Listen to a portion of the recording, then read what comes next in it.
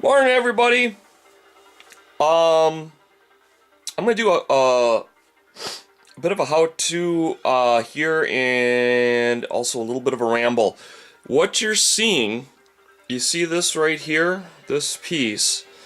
This is what is left of those big, huge, tall pricker bushes.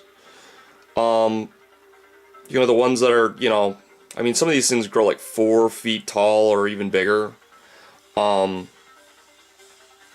So if you got some of these out, on the, outside of your property or wherever, and you got a big gardener's glove and you can yank them, you break off the top, you're going to get a bottom like this. And that bottom has got very unique structures. Now this is just a root, and I don't think root structures change a heck of a lot between different species of plants or trees or what have you, but they make awesome, absolutely awesome swamp trees. And so today I'm going to give you guys just a little quick how-to, how to make a swamp tree stand, and a little bit of a diorama kind of thing. We got a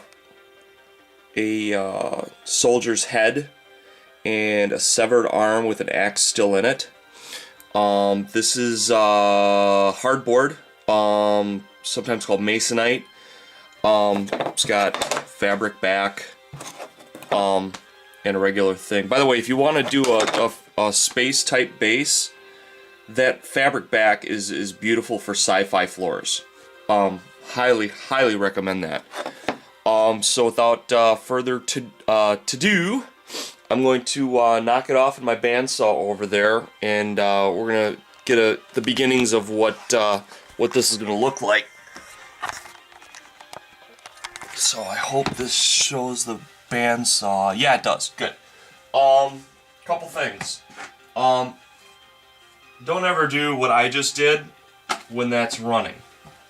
Absolute no-no. Don't do it. I did it because it wasn't turned on, and I didn't want it to be a problem later on. Now I'm going to knock off this end, but I'm going to do it in a unique way. I'm going to cut it at an angle. What that's going to do is it's going to create a little more of a dramatic look. For actually both pieces. Because I'm going to try and utilize both. So I set it in at an angle. I cut it at an angle.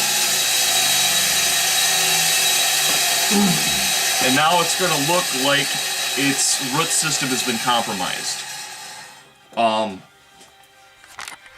Because it can't hold the tree up anymore. And I need to find a piece to block this up. So you guys can see what I'm doing. So now I've got two pieces. I've got this busted off, kind of dead looking tree. That's kind of interesting. It's got some holes in it though. You might have some problems with that if you don't like the look of that. So to each his own kind of thing. And there's ways you can cover this. You can put foliage down in here to make it look like it's still partially alive. There's a couple ways you can do it. Now that was too much of an angle, which is fine. Actually worked out really well for this, but it's too much for this. So I'll cut that at a less severe angle later on. Remember, trees try and grow toward the light. So when you set it up, you see how it's kind of curving up there, guys? That's what you want. It gives it a more natural look. What I'm probably going to do is, my hot glue gun should be up to heat. So I'm going to put a little bit of hot glue on it.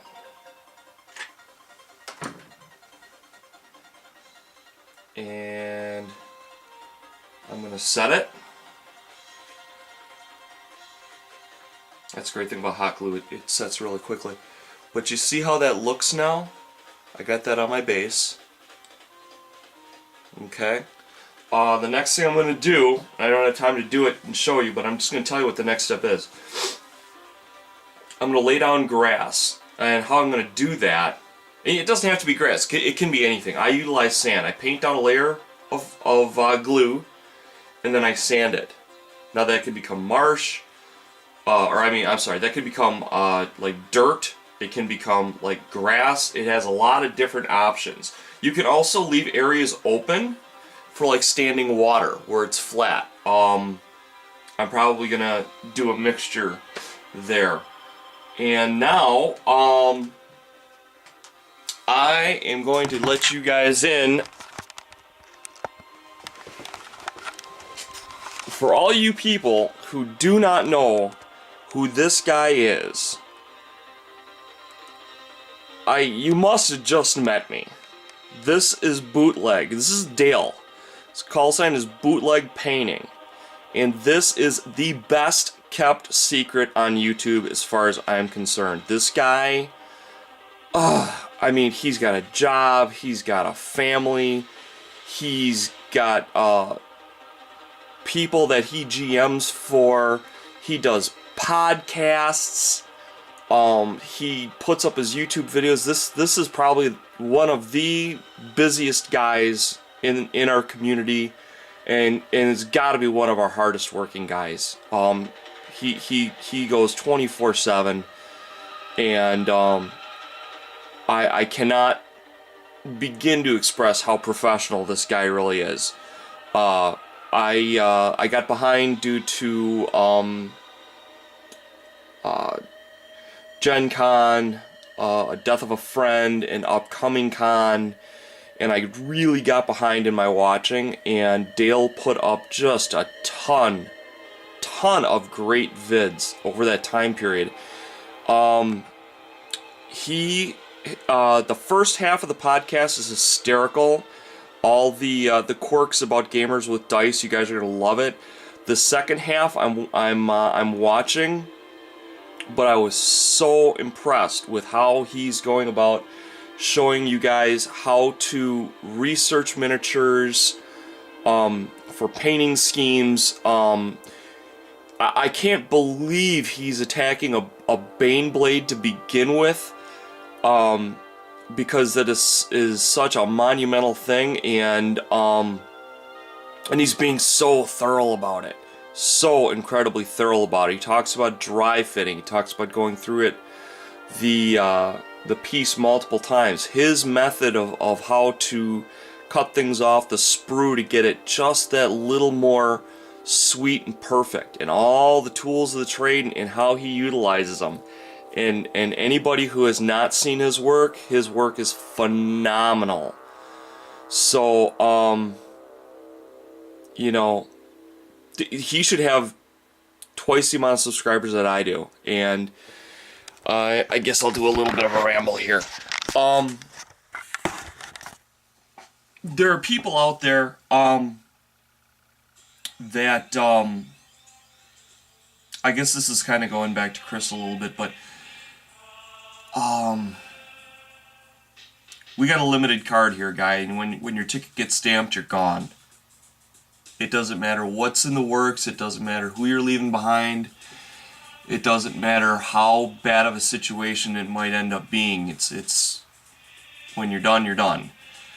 And I did not get to know Chris nearly as much as I wanted to.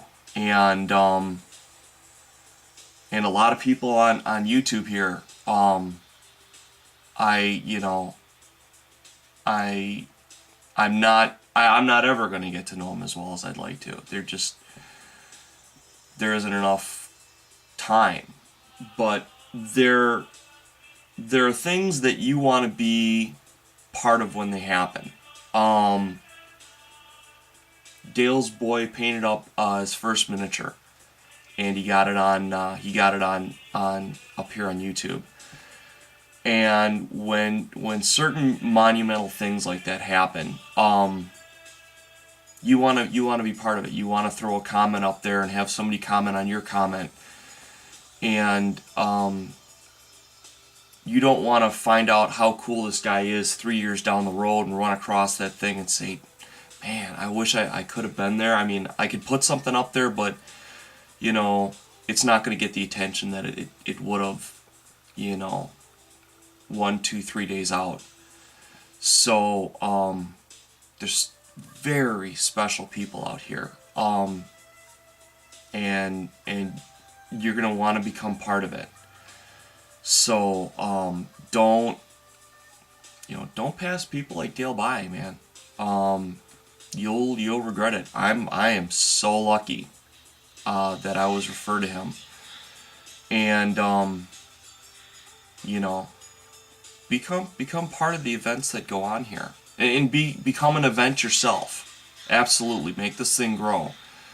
But just, you know, stay engaged to the people that stay engaged to you. Take care, everybody. Bye-bye.